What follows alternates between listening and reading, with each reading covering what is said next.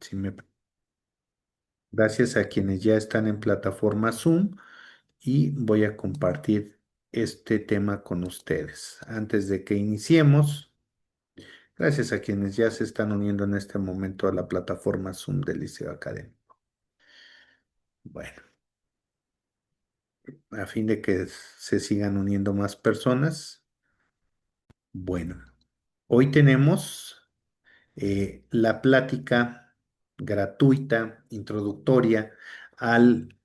y es una clase muestra introductoria al curso Análisis de los precedentes relevantes para la audiencia inicial con la maestra Nancy Villafán, a quien en unos momentos ya le voy a ceder el uso de la voz.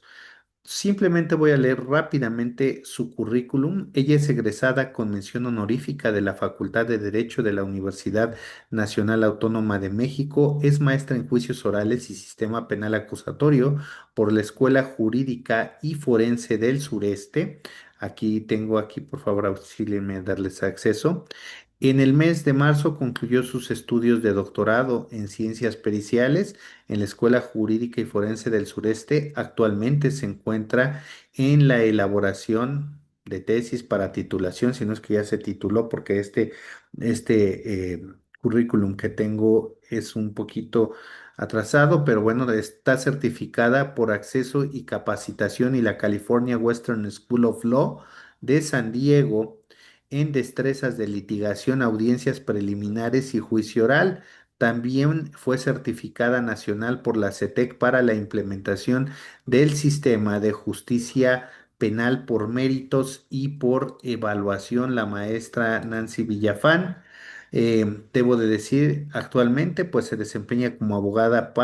penalista particular en el sistema penal acusatorio. Ha participado como docente en diversos eventos académicos, en las Procuradurías Generales de Justicia de los estados de la República Mexicana, así como en tribunales superiores de justicia. Es profesor y conferencista en temas especializados en el sistema penal acusatorio de diversas universidades y colegios de abogados, docente a nivel licenciatura, posgrado en distintas universidades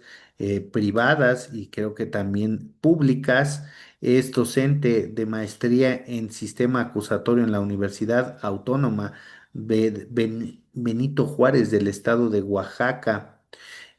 Pues también es escritora de diversos libros, entre uno de ellos Medidas Cautelares. Ya tiene varios libros en su haber, mi querida Nancy Villafán. Entonces le voy a ceder el uso de la voz a la maestra. Les pido que encendamos las cámaras, escuchemos con atención a la maestra. Recuerden que de esta conferencia se subirá la plática al canal de YouTube y además pues también estará en unas horas más en la página principal del Liceo Académico MX. Gracias a todos quienes ya están presentes y bueno, voy a ceder ya el uso de la voz. ¿Dónde está mi querida amiga, la maestra? Ojalá pueda. Listo, Manuelito. ¿Dónde estás, Nancy? Listo. Tú ya te puedes. No te veo. Aquí ya estás. Yo ya desaparezco. Gracias, Nancy. Te dejo a ti el uso del Liceo Académico. Listísimo. Me van avisando cómo se va escuchando porque por mi casa ya está lloviendo un poquito fuerte. Se oye bien. Entonces, pues de repente se suele, aparece ahí como que la alerta de que el internet está muy bajo y está lloviendo un poquito fuerte. Ya me van avisando. Bueno, pues muy buenas tardes a todas y todos. Formalmente el día de hoy, pues damos que es la charla introductoria que estaremos abordando durante 4 sesiones. Estas 4 charlas tienen que ver con el análisis de los precedentes que se han venido emitiendo a nivel nacional y a nivel internacional sobre los momentos clave de la celebración de la audiencia inicial. Vamos a empezar en la clase 1 abordando por ahí temas que tienen que ver desde la forma en la que se lleva a cabo la detención en flagrancia. Hay uno de los temas que, bueno, pues en la actualidad incluso parecería que ya es superado. Sin embargo, el criterio que suelen manejar algunos órganos jurisdiccionales, incluso hay un órgano jurisdiccional, un juez que es muy famoso y de todo nuestro respeto, en una de las sedes del reclusorio sur en la Ciudad de México, en donde este juez considera que el término de las 48 horas a partir de los cuales se empieza a computar la facultad que tiene el Ministerio Público para mantener retenida a una persona, se computan desde el momento en el que se efectúa la detención. Si bien es cierto que existe ya un criterio, incluso a través de jurisprudencia, a partir del cual se ha concluido por la Suprema Corte de Justicia de la Nación que hay que separar el acto de la detención, la puesta a disposición y la retención a partir del momento en el que la persona que fue detenida en flagrancia o en caso urgente es puesta a disposición del agente del Ministerio Público. Insisto, sigue generando controversia ya en la cuestión práctica. Ahora bien, ¿por qué es importante el abordar estos criterios? Porque muchas veces damos por cierto lo que de repente escuchamos en esta, digamos que en estos años que el sistema de justicia penal acusatorio ha venido evolucionando. Se da por cierto que en la práctica la persona es detenida, ya sea por cualquiera de los supuestos que establece el artículo 16 de la Constitución, en su párrafo quinto, cuando hablamos de las detenciones constitucionales en flagrancia, y que posteriormente fueron aterrizados por el legislador en el año de 2014, al haberse promulgado el Código Nacional de Procedimientos Penales en su artículo 146, en donde ya el legislador desmenuzó a qué se refiere esa detención en flagrancia cuando la persona es detenida en el momento mismo en el que cometió el hecho posiblemente constitutivo de delito. ¿Y qué significa cuando la persona es detenida en flagrancia posteriormente o inmediatamente después de que cometió ese hecho posiblemente constitutivo de un delito? ¿Qué se entiende en términos de ese artículo 146, en términos del artículo 147, que se entiende por la puesta a disposición de manera inmediata? Esto incluso también ha sido analizado a través de jurisprudencia, ahora sí que haciendo un comercial sin querer. Ya lo dijo la Corte ya se pronunció en el sentido de que se debe de entender por el tema de cuando la persona es puesta a disposición de manera inmediata. Años después de que se publicara el Código Nacional de Procedimientos Penales, para tratar de concordar lo que ya establecía el artículo 16 de la Constitución respecto del llenado inmediato de algún registro en el que obraran las características y las condiciones de cómo se llevó a cabo la detención, de quién, persona perfectamente identificada y en su caso quienes participaron en la detención. Recuerden ustedes que se publicó la Ley Nacional sobre el Registro de Detenciones. En esa Ley Nacional del Registro de Detenciones se dispone que los elementos que hayan practicado la detención, todas las personas que estén, en este caso, dentro del ámbito de la seguridad pública y la seguridad nacional, que estén facultadas para poder practicar detenciones dentro de los supuestos constitucionales y legales, se debe de entender que esa puesta a disposición inmediatamente después significa que no simplemente por lo que en su momento la Corte ya se pronunció, que haya existido una demora en la puesta a disposición, no necesariamente se va a caer la detención en flagrancia. Esto es, en los casos en los que se encuentre debidamente justificado el motivo por el que se generó la demora en la puesta a disposición. Ahora bien, en esta Ley Nacional del Registro de Detenciones se dispone en este caso que excepcionalmente los servidores públicos hayan intervenido en la detención de la persona, solo en casos muy excepcionales y debidamente justificados, podrán demorar hasta un máximo de 5 horas en informar sobre la detención de la persona para efectos del llenado del Registro Nacional de Detención. Estos son casos muy específicos, por ejemplo, una persona que es detenida, a lo mejor por elementos de la Guardia Nacional, a través de un operativo que en concordancia con miembros del Ejército, en concordancia con miembros de la Policía Estatal, se estableció en algún punto de la sierra de algún estado del norte de nuestro país y entonces por la dificultad de tránsito, por la misma naturaleza del operativo, por la misma condición de la persona que fue detenida, posiblemente relacionada con alguna organización delictiva que pudiera llegar a generar algún desorden y que pudiera impedir el avance de los elementos de seguridad para realizar la puesta a disposición, solo un caso muy excepcional podría estar justificado esa demora en el llenado del registro de detención. Incluso ya se ha establecido a través de precedentes que cuando existe imposibilidad, porque el sistema al final de cuentas es un sistema que está coordinado por sistemas operativos. Si en algún momento alguno de estos sistemas operativos a través de los cuales se tiene que realizar el registro de la detención tuviera falla, bastará con que el servidor público que haya practicado la detención informe a través de cualquier medio a su superior sobre la detención que se acaba de efectuar respecto de determinada persona, para que en cuanto esta persona tenga acceso a las plataformas a través de las cuales se tiene que registrar la detención. Recuerden que el Registro Nacional de Detención es de consulta pública, entonces se suba esa información y se mantenga actualizada cada vez que la persona detenida vaya cambiando en tránsito. Esto es importante porque, bueno, esta Ley Nacional del Registro de Detenciones tuvo que venir a ser analizada también a través de precedentes. Ahora bien, uno de los temas que también vamos a abordar, que hasta este momento sigue generando por ahí ruido, es justo lo que tiene que ver con lo que originó uno de los puntos más importantes en nuestro país, el tema de un amparo en materia de revisión 6695 diagonal 2015 sobre lo que significa el control preventivo provisional y las facultades de los servidores públicos para poder efectuar este control preventivo de tipo provisional. Recuerden ustedes que si bien es cierto, ya teníamos la resolución que en vía de amparo directo se había emitido por la primera sala de la Suprema Corte de Justicia de la Nación, por cuanto hace a los supuestos en los cuales se puede afectar la libertad personal y los casos en los que se justifica una detención en flagrancia, esto es el amparo directo 14 diagonal 2011, de donde incluso surgió un criterio bastante interesante publicado en el Semanario Judicial de la Federación, como fue este número de registro que tiene que ver con la tesis aislada 2014-689, en donde se establecen los parámetros que van a conformar a ese control provisional de tipo preventivo o al control preventivo de tipo provisional bajo el concepto de la sospecha razonable. Recuerden ustedes que aquí lo que se analizó específicamente pues son aquellos casos en donde una persona que va conduciendo algún vehículo automotor pudiera con motivo de alguna llamada de atención, alguna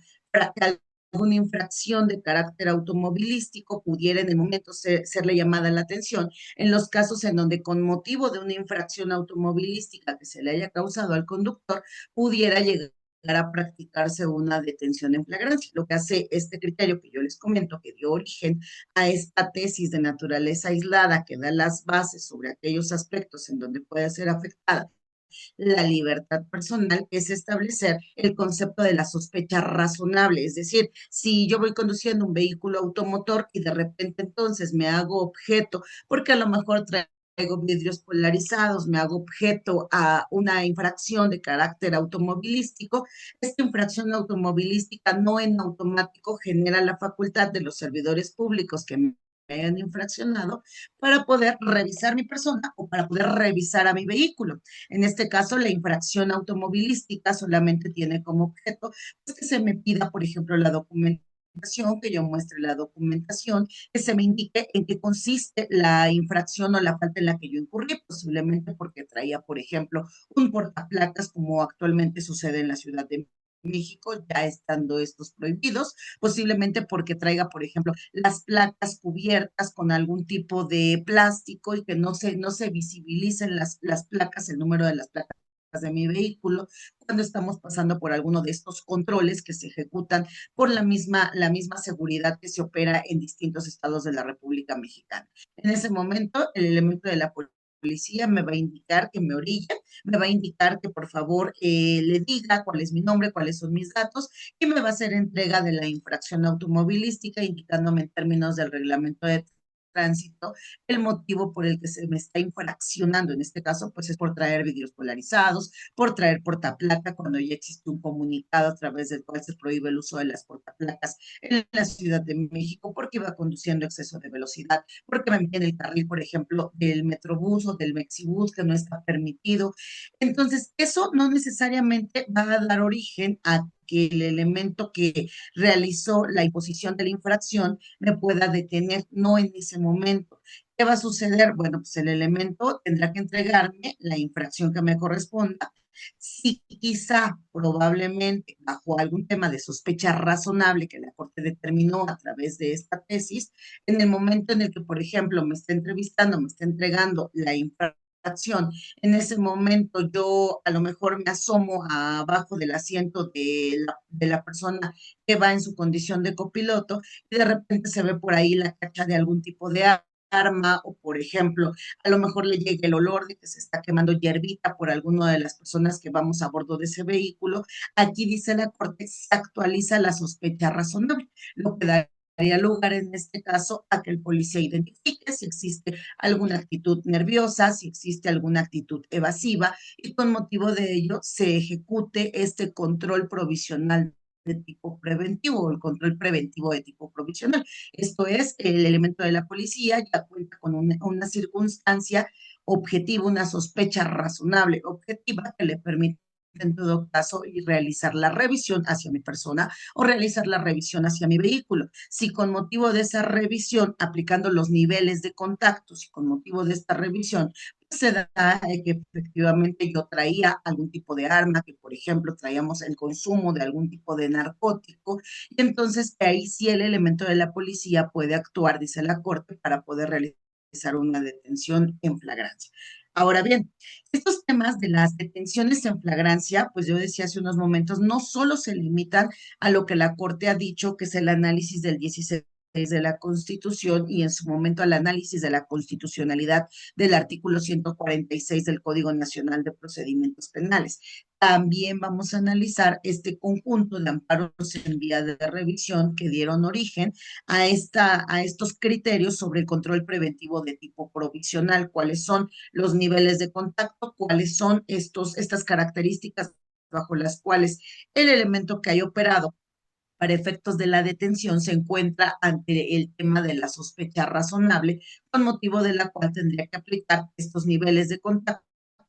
para poder efectuar la detención en flagrancia. Posteriormente, la puesta a disposición. Hablaremos sobre el término de la retención. Vamos a hablar de un tema que muchas veces sucede en instancia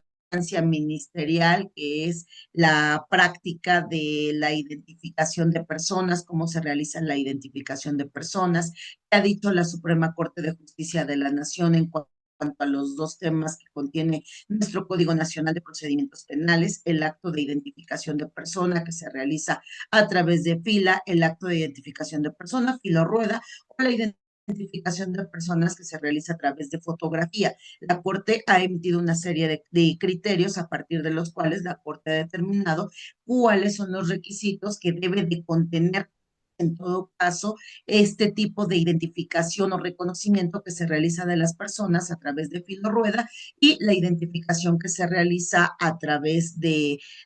las fotografías que en su caso son exhibidas a partir de los datos que proporcionó el denunciante en el momento de rendir la entrevista ante el Ministerio Público.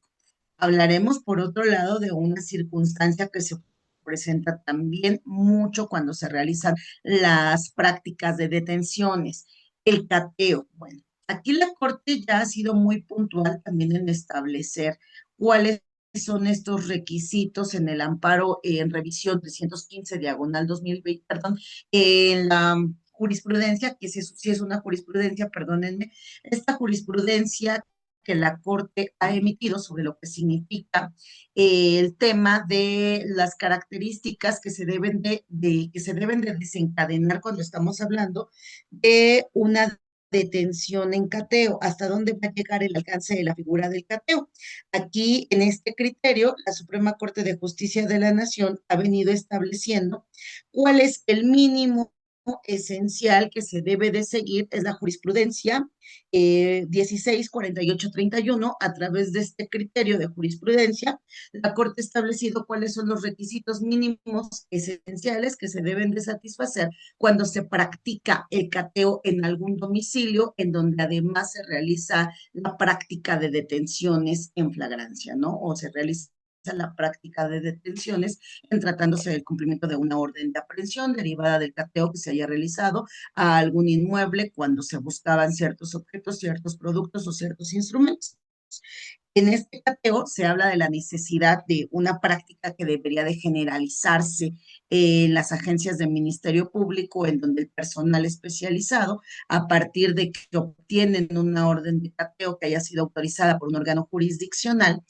el personal especializado de la agencia del Ministerio Público se traslada al inmueble que va a ser materia de cateo. Y uno de los requisitos esenciales, pues es que en el momento en el que se constituye el Ministerio Público al lugar cateado, se tiene que designar primeramente ante la comunicación que se realice a la persona que se encuentra en el interior del inmueble, de encontrarse persona alguna y de desear esta atender el cateo que se va a practicar una vez que se le haga de su conocimiento que se acude a ese inmueble, a ese domicilio,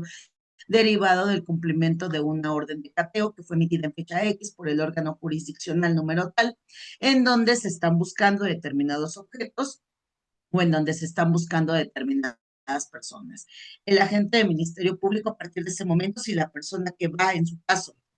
a atender el cateo, no designa de manera libre a dos testigos que van a presenciar desde el momento uno la práctica de cateo y que circunstancialmente tienen que estar en todo momento durante todo el tiempo que dure la ejecución del cateo, el agente del Ministerio Público podrá designar a dos testigos. Estos dos testigos tienen que ser designados desde el momento uno en el que se está dando inicio al cateo, dice la Corte. No pueden los testigos ser designados a mitad de cateo, no pueden ser designados al finalizar el cateo para únicamente limitarse a firmar el acta circunstanciada del cómo se ejecutó el cateo. Estos testigos tienen que estar presentes en todo momento desde que el cateo inicia. ¿Por qué? Porque ellos van a narrar las circunstancias en las que se ejecutó el cateo. La falta de designación de testigos desde el inicio en el que se practica esta orden, este cumplimiento de orden en materia de cateo, podría, dice la Corte a través de esta jurisprudencia, generar nulidad de los datos, los objetos que se hayan localizado con motivo de la ejecución del cateo. Vamos a ver cuáles son estos criterios que se han emitido con relación a el cómo se puede plantear esta nulidad cuando se ejecutó indebidamente un cateo. Yo sé que muchas veces, pues en la práctica estamos acostumbrados a que se nos entregue dentro de la carpeta de investigación la forma en la que se dio cumplimiento al cateo y muchas veces pues el acta solamente viene firmada por el servidor público, los servidores públicos que participaron y por los testigos, ¿no? Y no tenemos una constancia de cómo en realidad fue la participación de los testigos. Los testigos, dice la Corte, tienen que dar certeza a él cómo se ejecutó ese cateo. Por eso es tan importante que la designación de los testigos no se debe de pasar desde el momento en el que el agente del Ministerio Público se constituye. Si vamos en búsqueda de Juan Pérez López y Juan Pérez López es la persona que se encuentra en el inmueble que va a ser materia de cateo, a Juan Pérez López le tenemos que decir que de conformidad con lo que dispone la misma Constitución, el Código Nacional de Procedimientos Penales y la interpretación de criterios que ha realizado la Suprema Corte de Justicia de la Nación, esta persona tiene derecho a designar a dos testigos, quienes, los que él quiera, que estén presentes durante todo el tiempo que se va a dar cumplimiento a ese cateo, porque circunstancialmente les tiene que constar qué fue lo que sucedió desde que se concentraron al lugar, que se verificó la existencia del lugar, en qué consistió lo que hicieron los servidores públicos, elementos de la policía, en qué consistió la guía supervisión del cateo por parte del agente del Ministerio Público encargado de, en qué consistió la participación de los elementos de servicios periciales y todo esto lo tuvieron que haber percibido a través de sus sentidos. Aquí no puede ser que el testigo uno que presenció el cateo, que dice que presenció el cateo, porque su nombre aparece en el acta de cateo, me haya dicho es que bueno, yo nada más acompañé a la habitación número uno que se encontraba hacia el lado izquierdo, así como entramos. En esta habitación vimos que, y el testigo número dos me diga, no, pues es que a mí eso que me está preguntando no me consta, yo solamente puedo hablar del momento en el que se ingresó a la habitación número dos, se trataba de una habitación con tales y tales características, no, porque son dos testigos que tienen que formar parte de la ejecución del cateo, presenciar circunstancialmente las condiciones en las que se originó el cateo de manera conjunta. No es el testigo uno, acompañas al elemento de la policía número tal, y tu testigo número dos te vas a rastrear la zona con el elemento de la policía número tal. No, los dos tienen que hablar de manera conjunta de lo que vieron. ¿Por que es parte del requisito que le da legalidad, que le va a dar validez a él cómo se ejecutó el cateo. Acuérdense que el cateo como tal, pues si bien es cierto que fue solicitado ante el órgano jurisdiccional, en su caso el órgano jurisdiccional encontró elementos suficientes a partir de los cuales se autoriza la introducción de esos servidores públicos X día a tales horas en tal inmueble para la búsqueda o localización de objetos o personas, si bien el juez ya generó cierto grado de razonabilidad a partir del cual el juez considera importante el ingreso de ese servidor público, Ministerio Público y los otros servidores públicos que así se establecieron a ese inmueble, lo cierto es también que tiene ciertos parámetros que tienen que satisfacer el principio de cómo el Ministerio Público y estos servidores públicos se van a constituir de manera objetiva y que lo que realmente se encontró con motivo de ese cateo, se llevó a cabo su localización, se llevó a cabo la constitución para el cumplimiento del cateo, apegado a lo que establece la constitución y apegado a lo que establece la norma procesal. Estos criterios son muy importantes porque pues en la práctica se da mucho la ejecución de cateos a partir de una denuncia que incluso pues ante el órgano jurisdiccional pues se sostiene, le llamo yo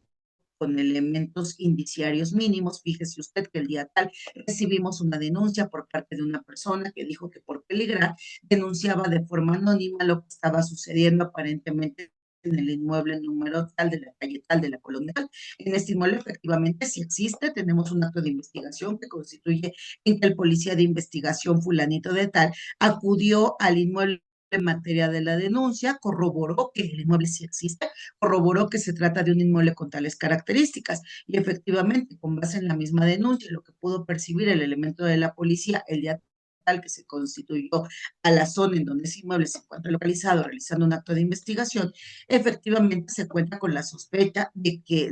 razonable de que en ese lugar se pueden encontrar ciertos objetos que están relacionados con un hecho delictivo, como lo es, por ejemplo, delitos contra la salud o como lo es, por ejemplo, delito en materia de operaciones con recursos de procedencia ilícita,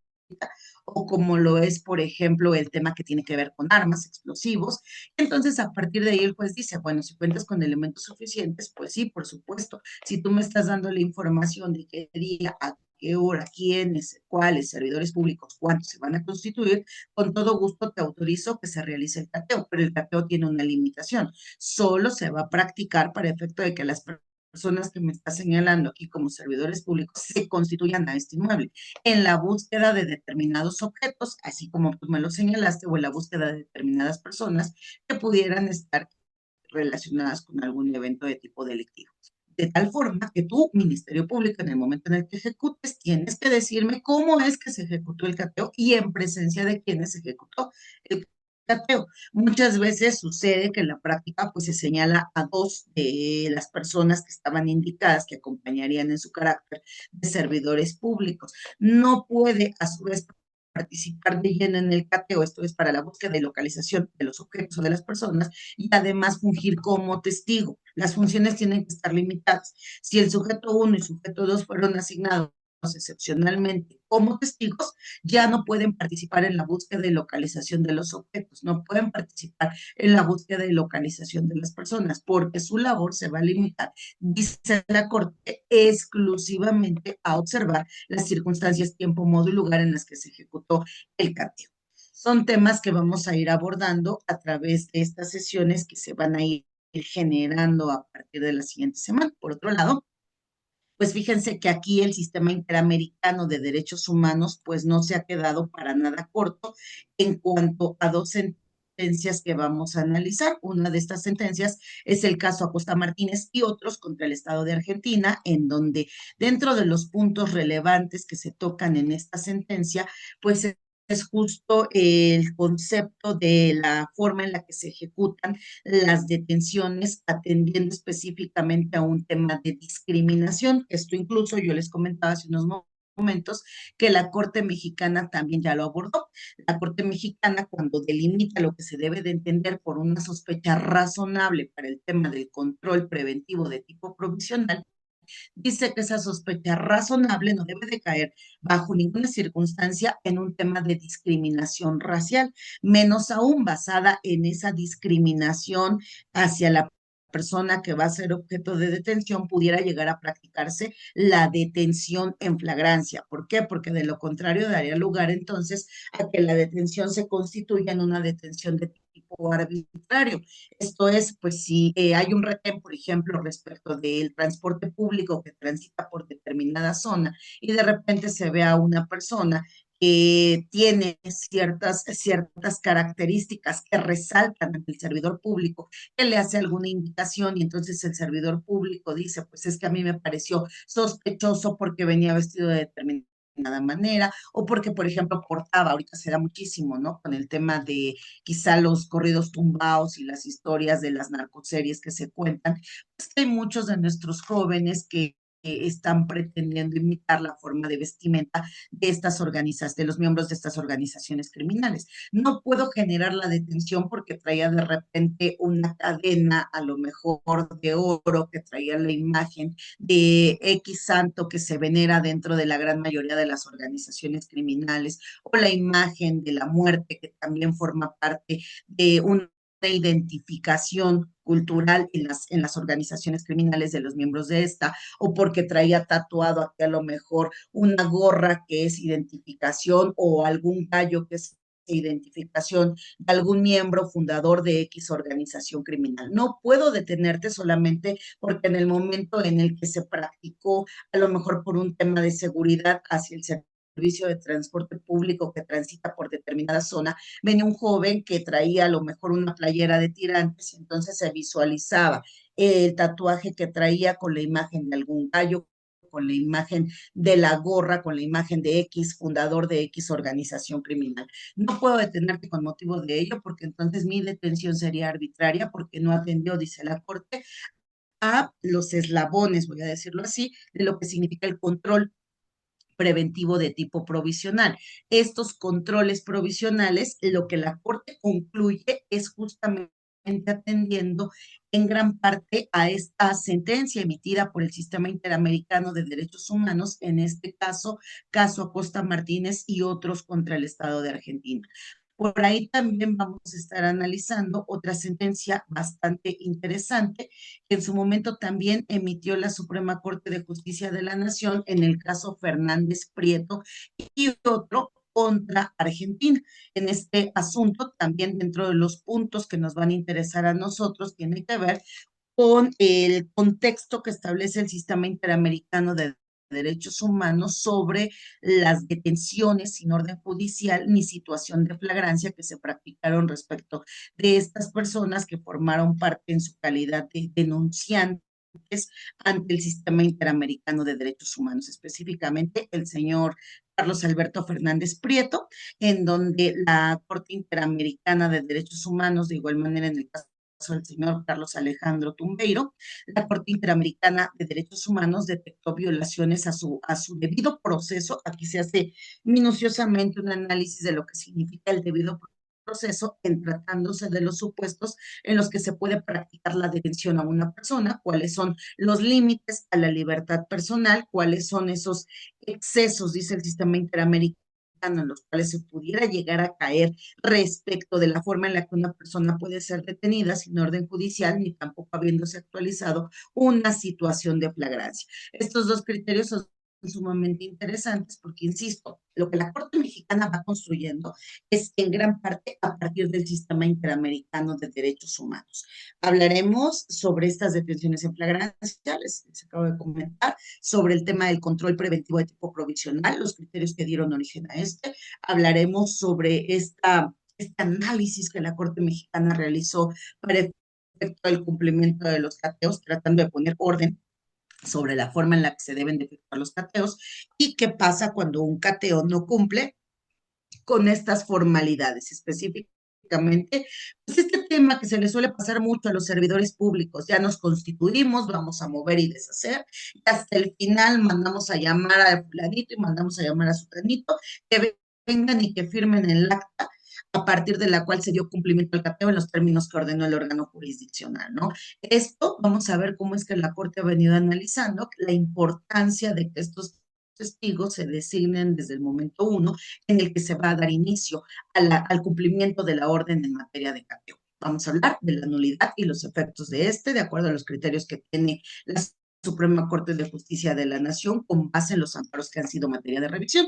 Hablaremos de igual forma de un momento procesal que muchas veces no le damos la trascendencia que se debe dentro de la celebración de la audiencia inicial, que es el tema de la formulación de la imputación, y la clasificación jurídica que se hace respecto de esa formulación de la imputación. Aquí, principalmente a través de criterios del Sistema Interamericano de Derechos Humanos,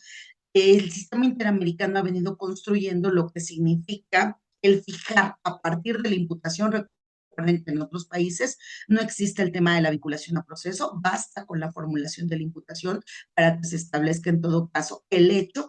que va a ser materia de la investigación. Entonces, aquí el Sistema Interamericano de Derechos Humanos, con base en el debido proceso, ha establecido este principio de la inmutabilidad del hecho. Es decir, el hecho que se estableció en la formulación de la imputación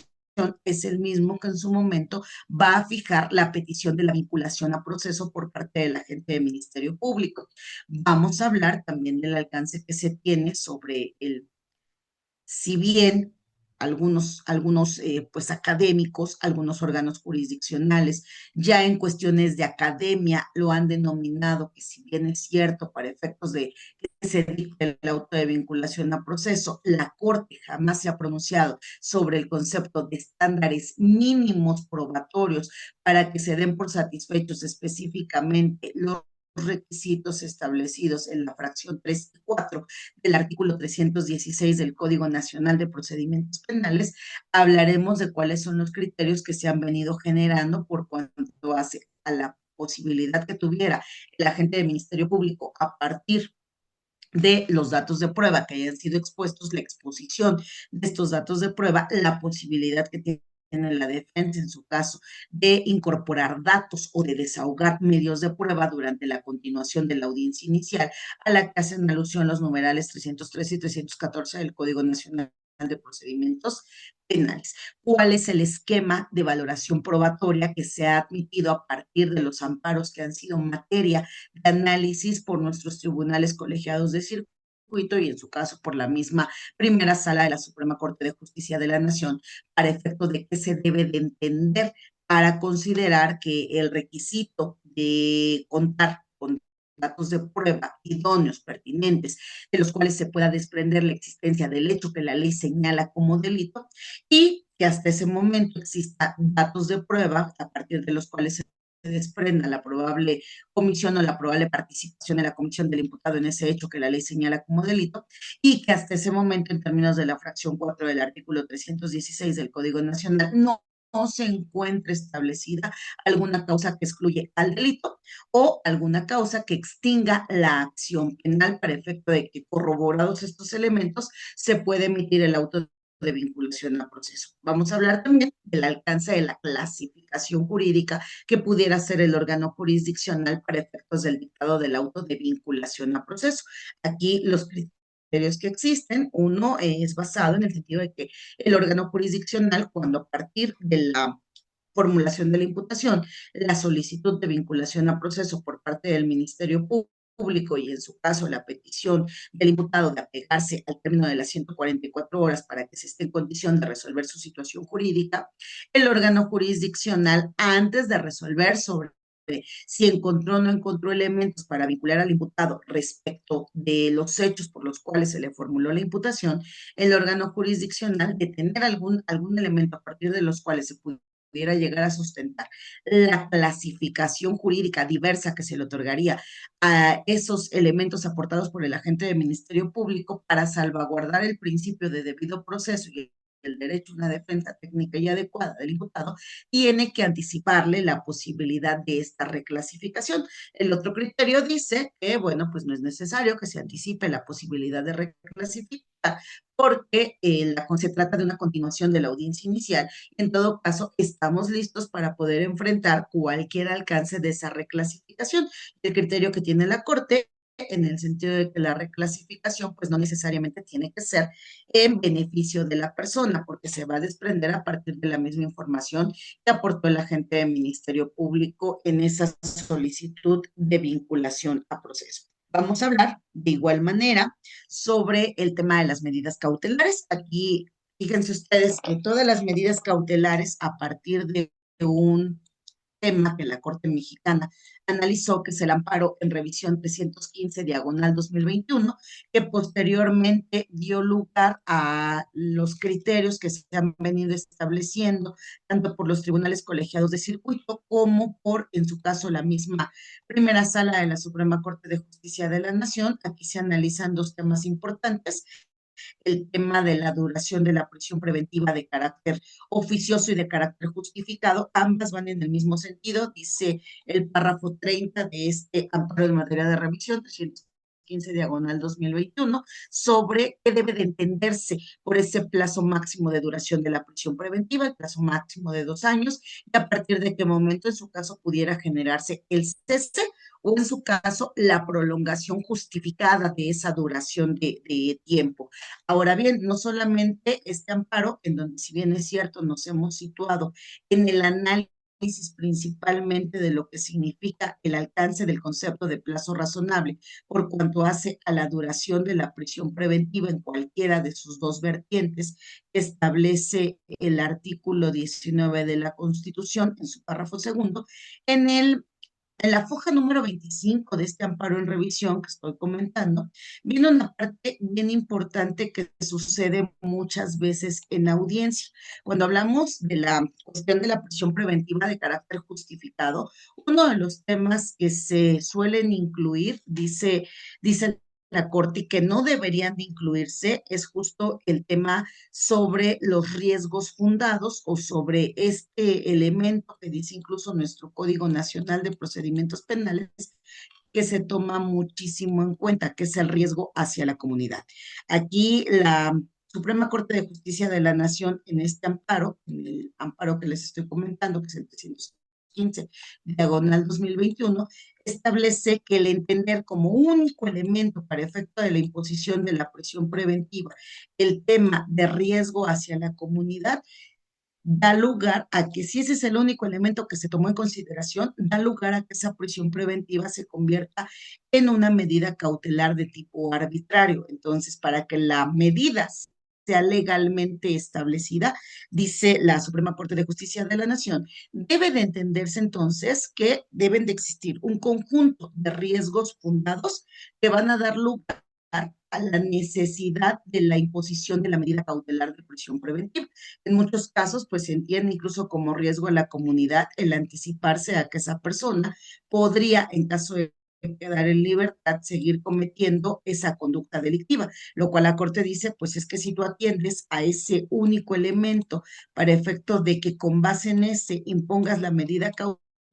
estás entonces incurriendo en esta cuestión de que se convierta de carácter arbitrario. Entonces, vamos a analizar este amparo porque en realidad tiene muchísimo para desmenuzarse. Vamos a ver qué es el concepto de fines legítimos. La Corte Mexicana ha sido muy minuciosa, digo, no sabemos evidentemente qué nos depara de septiembre en adelante a partir de la nueva conformación del nuevo modelo del Pleno de la Suprema Corte de Justicia de la Nación, pero la Corte Mexicana ya se había venido pronunciando en varios amparos: el 205 diagonal 2014, el 27 diagonal 2012, en donde la Corte analizaba tanto el tema del plazo razonable para efecto de la duración de la prisión preventiva como medida cautelar en sus dos vertientes. No es una, son las dos vertientes, porque en ambas se afecta el derecho a la libertad ambulatoria de la persona y se considera que es excedido de no justificarse el por qué en un plazo máximo de 2 años la persona no ha sido sentenciada, ya sea que haya sido condenada o que en su caso haya sido absuelta por el delito por el cual se le estaba procesando. En este amparo les comentaba yo que además se analiza el concepto de los fines legítimos que ya traía a colación el Sistema Interamericano de Derechos Humanos. Aquí se desmenuzan estos criterios del Sistema Interamericano de Derechos Humanos y la Corte Mexicana concluye que la justificación, en este caso de la prisión preventiva, en tratándose al concepto de fines legítimos, no puede basarse exclusivamente en algún elemento, como lo es, por ejemplo, el solo manifestar que exista riesgo de que la persona se sustraiga de la acción de la justicia,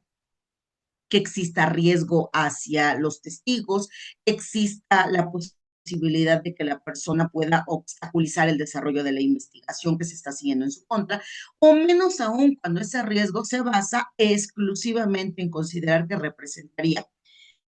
un riesgo hacia la comunidad por la probabilidad que tendría esta persona de seguir cometiendo, en caso de quedar en condición de libertad, esa misma conducta delictiva. Dice la Corte, no porque se entiende entonces como la imposición de una medida cautelar de carácter arbitrario. ¿Por qué es importante analizar estos precedentes? Bueno, porque a partir de estos precedentes se pueden obtener estos argumentos que se necesitan plasmar durante la celebración de una audiencia inicial y posteriormente, pues en caso de que se plasmen y que no se atienda al estudio de los mismos, pues dará lugar en los casos en donde en términos de lo que dispone el 467 del Código Nacional, de ser la resolución en materia de apelación, pues dará lugar a la interposición de un recurso de apelación. Dará lugar, en su caso, pues a la presentación de una demanda de amparo en la vía indirecta, o en su momento pues van a formar parte de esos elementos que van a irse trazando paulatinamente cuando lleguemos en su momento, si estuviéramos hablando de la etapa de juicio, van a irse trazando paulatinamente en la celebración de la etapa de juicio y que en su momento darán lugar, como bien lo dispone el artículo 468, al recurso de apelación en contra de la sentencia dictada por el Tribunal de Enjuiciamiento. Y en su momento de no ser analizados por el Tribunal de Alzada, podrían dar lugar a lo que en su caso se harán valer en vía de conceptos de violación a través de la presentación de la demanda de amparo en la vía directa. Estos precedentes muchas veces me he encontrado, por ejemplo, en cuestiones prácticas, con que tenemos limitaciones hasta para buscar en el semanario judicial de la Federación, o nos quedamos solamente con el registro y no analizamos. Hoy el semanario judicial de la Federación tiene una tesitura que se vino creando pues a partir de, digamos que el último año para acá, el cómo se va dando creación a estos criterios. Se analiza el hecho, se analiza la justificación y se analiza la conclusión a la que se llegó a partir de ese criterio. Y en la parte de hasta abajo aparecen cuáles fueron los criterios que se sustentaron, en su gran mayoría son amparos en materia de revisión cuando esto llegó ante la Suprema Corte de Justicia de la Nación. Hoy en el Semanario Judicial de la Federación, pues nada más es cosa de que le des clic en donde dice amparo en revisión número tal, entonces te va a mandar inmediatamente a la página en donde se encuentra ese criterio y te permite descargarlo en un formato de Word para que incluso guardes ese formato y realices la búsqueda minuciosa. Cuando nosotros analizamos, yo siempre lo he dicho, cuando analizamos, por ejemplo, estas sentencias que se emiten en vía de amparo directo o en vía de amparo indirecto, podemos entender el contenido argumentativo que se ha venido generando y que se tiene que satisfacer por parte de los operadores jurídicos, sobre todo pues en estos tiempos que parecen ser complicados, ¿no? En estos tiempos en donde pues vamos a toparnos pues, seguramente con muchos órganos jurisdiccionales que a partir de lo que sucede el día domingo pues van a ocupar esos puestos como jueces y que habrá que dotarlos de estas herramientas minuciosas para que ellos puedan resolver de manera favorable o en su caso pues para poder generar la base que va a dar lugar a la interposición de nuestro recurso de apelación o incluso la base que podrá constituir nuestro concepto de violación que va a integrar a nuestra presentación de demanda en la vía de amparo indirecto o en la vía de amparo directo. Estos precedentes han sido importantes porque dan esa pauta, ¿no? Que quizá hace mucho tiempo pues no teníamos. Por eso es que este taller lo hemos diseñado de tal manera, Manuel y su servidora, para poder concentrarnos en el análisis de los precedentes y poder citar cuáles son los párrafos, de qué tipo de amparo, qué se atendió, cuáles criterios, pues en su caso tuvieron que contender. Ahorita, pues Manuel, nosotros la semana pasada concluimos nuestro curso sobre medidas cautelares y bueno, pues nos alcanzaron los tiempos en donde nos dio la oportunidad de analizar en esas charlas que tuvimos este último criterio que se analizó por el Pleno Centro Norte, los tribunales que conforman al Pleno Centro Norte, sobre la vigencia o no de la jurisprudencia que allá se había emitido, en tratándose de la prisión preventiva y en su caso la suspensión del acto reclamado, ¿no? Se analizó si en el criterio 19 diagonal 2025, si no mal recuerdo, se analiza si seguía o no seguía vigente esa jurisprudencia, porque recuerden ustedes que esa jurisprudencia se emitió antes de que se realizara el 31 de diciembre de 2025 la promulgación de la reforma al párrafo segundo del artículo 19 de la Constitución. Bueno, en los criterios que se sustentaron se concluyó que toda vez que si bien era cierto que el artículo 19 había sido reformado el 31 de diciembre de 2024, lo cierto es que en aras de salvaguardar lo dispuesto en el artículo 1 de la Constitución por cuanto hace a la figura del control difuso de convencionalidad son los jueces en materia de amparo que conozcan del amparo en la vía indirecta, al menos los que están adscritos al Pleno Centro Norte, quienes tienen que atender a la jurisprudencia que aún se encuentra vigente hasta en tanto la Suprema Corte de Justicia de la Nación no diga lo contrario, lo cual no significa desobediencia o desacato a lo que dispone lo que dispone, perdón, en su caso la ley orgánica del Poder Judicial de la Federación, ni mucho menos actuar en desacato de lo que dispone el artículo 19 de la Constitución en la parte final del párrafo segundo de este, en donde se establece que los órganos jurisdiccionales para efecto de imponer la prisión preventiva deberán de estarse a lo que dispone la Constitución en una interpretación literal, quedando prohibida toda interpretación analógica o extensiva de lo dispuesto en ese artículo 19 de la Constitución. Aquí el Pleno Centro Norte concluye que la jurisprudencia quedaba todavía subsistente, toda vez que esa reforma al 19 de la Constitución obligaba para efecto de la imposición de la prisión preventiva a los órganos jurisdiccionales que en su caso conocieran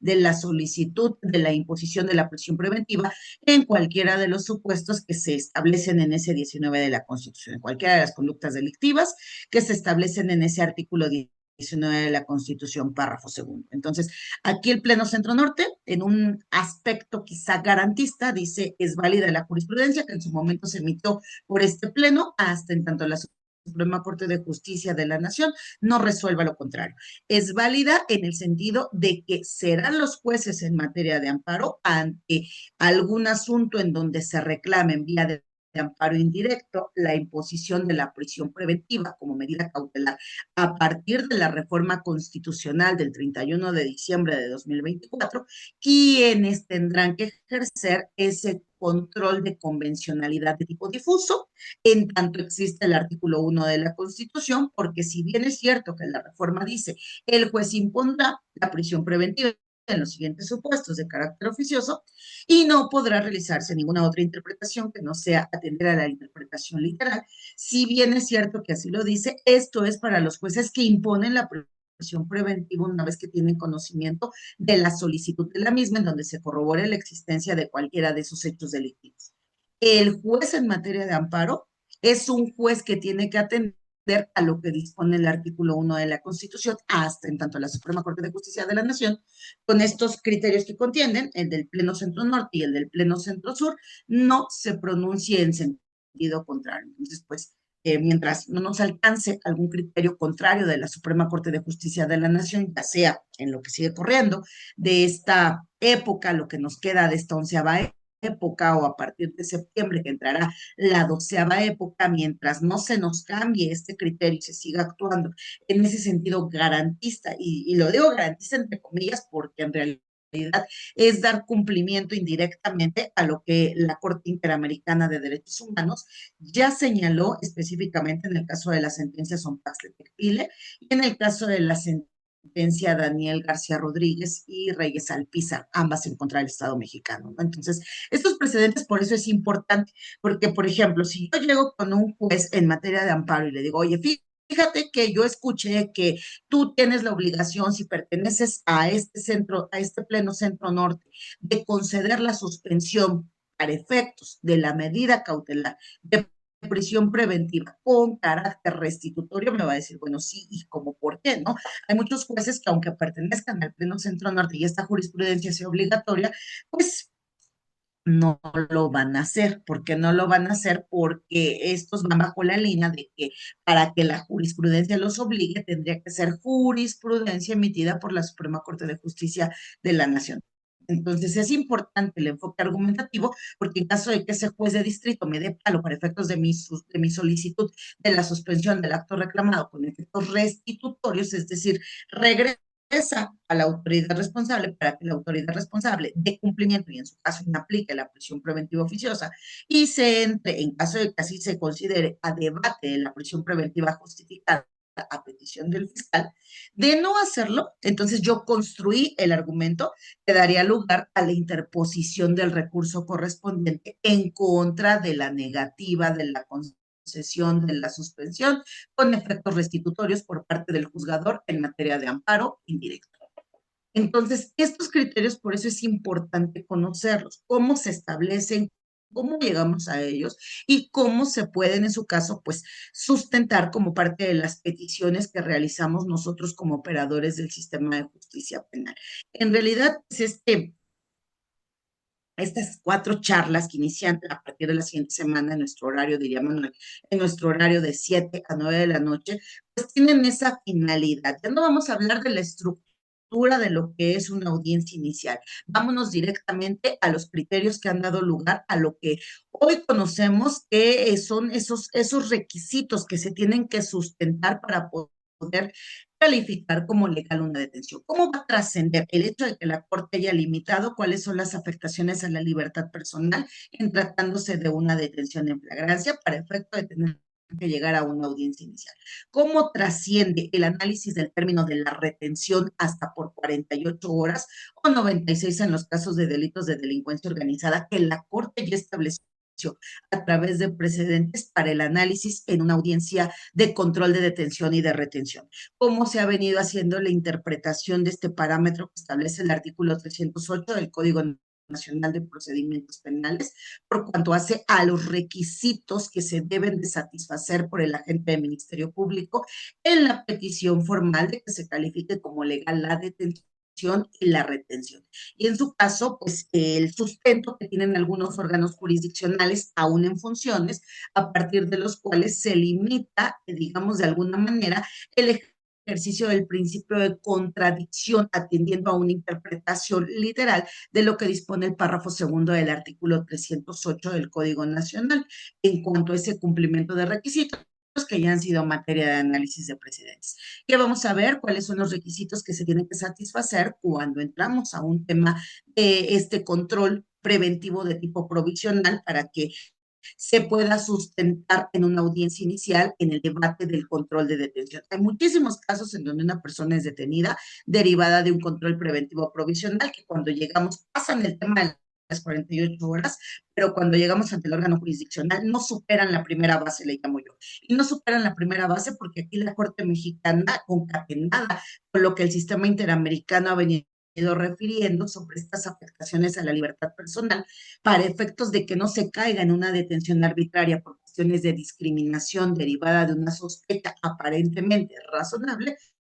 pues pudieran llegar a generar una detención indebida por parte de los servidores públicos. Analizaremos estos criterios en materia de cateo, son muchísimos los que se han venido generando y pues ustedes no me van a dejar mentir, muchísimos casos que tenemos pues tienen que ver con la forma en la que se ejecutó un cateo y cuando este cateo no cumple con lo mínimo indispensable que la Corte ya dijo que debe de satisfacer.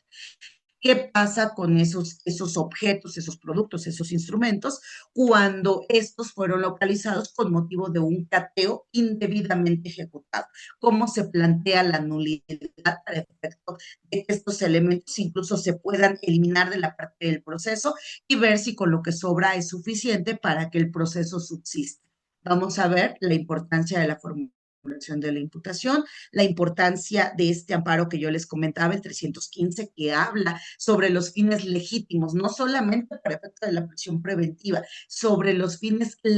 legítimos que tienen que cumplir las medidas cautelares. Y cuando incluso esas medidas cautelares que no atendieron a fines legítimos, ya lo dijo la Corte, constituyen una medida cautelar de tipo arbitrario. Y como en todo caso, pues esto se hace valer en un debate de medidas cautelares en una audiencia inicial. Veremos el tema de los precedentes para efecto de la vinculación a proceso y obviamente el tema del plazo de cierre de investigación complementaria y los precedentes que se han venido dando sobre esa prórroga del plazo de investigación complementaria, en qué casos puede ser impugnada, en qué casos no puede ser impugnada, y el tema de reapertura de la investigación, al que se refiere el artículo 333 del Código Nacional de Procedimientos Penales. Entonces, pues son 4 sesiones que seguramente, pues, en la manera en la que están distribuidas, nos vamos a tratar de ir detenidamente con el tema, pues empezando sobre lo que los elementos que influyen en una audiencia inicial para el control de la detención. Pasaremos al tema de la formulación de la imputación, debate de medidas cautelares y el tema de la vinculación a proceso, pero basados exclusivamente en el análisis de precedentes. Esto es importante y por eso, bueno, pues por eso se diseñó este curso de esta manera para poder obtener elementos argumentativos que seguro con lo que viene nos van a hacer muchísima falta en nuestras intervenciones que vayamos teniendo en audiencias, ¿no? Incluso pues hay por ahí un criterio bien interesante que si nos da oportunidad, Edwin, ya estaremos contemplando el tema del análisis de este artículo 111 del Código Nacional de Procedimientos Penales y la restitución de los derechos de la víctima en tratándose de aquellos que puedan ser restituidos a las condiciones que la víctima tenía hasta antes de haber sido víctima del hecho delictivo y el alcance dentro de esas facultades por parte del órgano jurisdiccional, ¿no? Aquí hay un amparo que tengo muy poquito que salió, es un amparo calientito, casi casi recién salido del horno, que estaremos abordando en este tema, sobre el cual no hay todavía criterios firmes, sin embargo, pues es un tema de amparo que surgió, voy a decirlo así, con mucho respeto, a partir del acontecimiento que se dio en el Estado de México en materia de despojo, en este caso que incluso pues dio lugar a iniciativas de reforma al tipo penal de despojo establecido en el artículo establecido, perdón, en el Código Penal para el Estado de México y que en vías de curarse en salud, muchos órganos jurisdiccionales en atención al análisis de este amparo han venido aplicando para una vez que llegas a la audiencia inicial y que se obtiene la vinculación al proceso, poder solicitar por parte de la asesoría jurídica victimal en concordancia con el agente del Ministerio Público, el alcance del análisis del artículo 111 para restituir a la víctima la condición que tenía hasta antes de haber sido víctima del hecho delictivo. Esto es reciente, entonces apenas se está empezando a aplicar, se está empezando a generar y vamos a ver justo esa metodología para ir aplicando el alcance de este 111 del Código Nacional, ¿no? Entonces, son 4 sesiones, como siempre, pues de la mano de todas y todos ustedes, que seguramente con sus participaciones, que siempre son bastante enriquecedoras, pues van a permitirnos que las charlas que se dan, pues sean fluidas como lo hemos venido haciendo a través de todo este tiempo que ya hemos tenido la oportunidad de coincidir a través de este espacio que Manuel y su equipo nos facilitan de una manera tan amable. Son 4 sesiones, están programadas de 7 a 9 de la noche iniciando a partir del próximo miércoles. Ya Manuel les dará los informes correspondientes y bueno, pues será un gusto compartir con ustedes nuevamente nuestros espacios de miércoles. Ahí está ya el post, 4, 11, 18 y 25. Vamos a analizar bastantes criterios. Aquí hice la selección de los criterios más importantes que han generado bases sólidas en la argumentación. Entonces, estaré como siempre pues compartiéndoles el material a través de las charlas que nos toque vernos. Son 4 sesiones que están programadas. Estaremos concluyendo el día 25 de junio. A veces, pues los que ya hemos tenido oportunidad de compartir, pues a veces nos dan pasaditas las 9 de la noche y seguimos compartiendo en clase, ¿no? Y a veces cuando pues, el tema se pone más ameno, se pone pues, con más dudas que tenemos que ir resolviendo, porque yo siempre he dicho que aquí no hay especialistas, ¿no? Aquí todos los que trabajamos de un lado o del otro, pues vamos aprendiendo a partir de las formas en las que tanto el intervenir en agencia de Ministerio Público, como ante órgano jurisdiccional, nos van generando experiencia. No hay un experto al 100%, nos vamos formando a partir de las participaciones que vayamos teniendo en el sistema acusatorio, ¿no? Sobre todo cuando los tiempos pues parecerían que no vienen tan fáciles, tan sencillos, pues la única manera de continuar ser revolucionarios es a través del estudio, es a través del conocimiento. Manuel, pues yo los invito a que nos acompañen estos miércoles, iniciando el próximo miércoles 4 de junio, para poder hablar de este tema tan interesante. Posteriormente, pues seguramente hablaremos ya de precedentes relevantes para la audiencia intermedia. Vamos a tocar solamente el tema de precedentes para las audiencias, porque es ahí donde muchas veces tenemos complicaciones en nuestra participación. Manuel, te agradezco como siempre y espero verlos por ahí. Muchas gracias, mi querida amiga Nancy Villafán. Mira, quisiera antes de despedirnos que escucharan un testimonio los compañeros del abogado Edwin, nuestro amigo el abogado Edwin Gómez Gordillo, quien se acaba justamente de capacitar con nosotros en el taller de medidas cautelares. Mi querido Edwin, no sé si de por aquí te damos el uso de la voz. Digo, ¿quién mejor que tú también? Digo, hay varios compañeros que han estado con nosotros para que pudieras dar un poquito de testimonio de todo lo padre que aprendemos con la maestra Nancy Villafán, mi querido Edwin. Claro que sí, doctor, muchas gracias. De verdad quiero agradecer a la maestra Nancy por los conocimientos que transmite, porque ya son como, en diciembre cumplo 2 años tomando curso con este instituto del liceo, y la verdad se me ha sido muy fácil y digerible su conocimiento, y más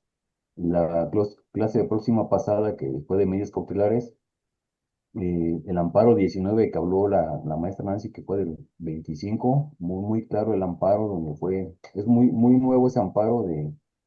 de- del que nos hablaba, y la verdad es muy digerible, y sí me gustaría exhortar a los compañeros para que se inscriban a este curso, porque todo lo que nos transmite la maestra Nancy es conocimiento recién salidito del horno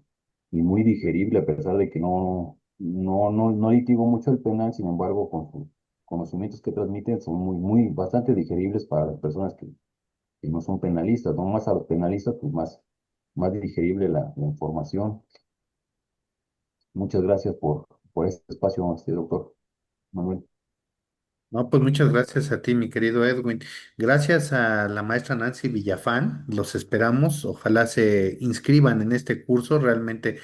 como ella hace un rato lo mencionó, la idea es que vayamos, porque muchos nos preguntan, y les soy honesto, sobre materia procesal penal. Hay algunos que apenas van iniciando. Entonces, es una excelente oportunidad de nuevo para volver a retomar audiencia inicial, pero ahora desde precedentes, etapa intermedia y etapa de juicio. Vamos a necesitarlo mucho y vamos a argumentar. Y de verdad que mejor que de la mano, lo digo así porque a veces me bromean mucho. Me dicen, ay, es muy querida tu maestra Nancy Villafán por ti, pero realmente le tengo mucho aprecio, le tengo mucha estima. Además que creo que tenemos visiones muy particulares, congeniamos mucho. Ella es escorpión al igual que yo y me decían, es que entre alacranes no se pican, ¿no? Pero no, Jamás. jamás, ¿verdad, Nancy? Jamás. Entonces, la verdad es que por eso, pues los invitamos a que se inscriban, a que participen. Créanme, de verdad que se los digo, cada curso que ha impartido la maestra Nancy Villafán ha sido impecable. Y comentaba hace un rato con el abogado Edwin de las últimas clases que tuvimos en el taller de medidas cautelares. Señores, son todas unas joyas lo que la maestra Nancy Villafán, y se los digo así, lo que la maestra Nancy Villafán nos compartió y el material que nos comparte. Pues Nancy, a todos muchísimas gracias. Pues vamos a despedirnos y los esperamos la próxima semana, miércoles de 7 a 9. Número de contacto WhatsApp 22 21 14 25 79, y agradecer la presencia virtual de cada uno de ustedes. Agradezco a la maestra Nancy siempre y lo digo de verdad, siempre por su disposición, y además porque regala cuando no puede estar. Fíjense, el curso pasado era un curso, tenía no recuerdo el costo, pero terminaron siendo 7 clases maravillosas y extraordinarias que nos regaló la maestra. Entonces, la verdad, mi querida Nancy, todo mi amor, mi cariño, mi respeto para ti, porque eres una docente de vocación extraordinaria. Y lo digo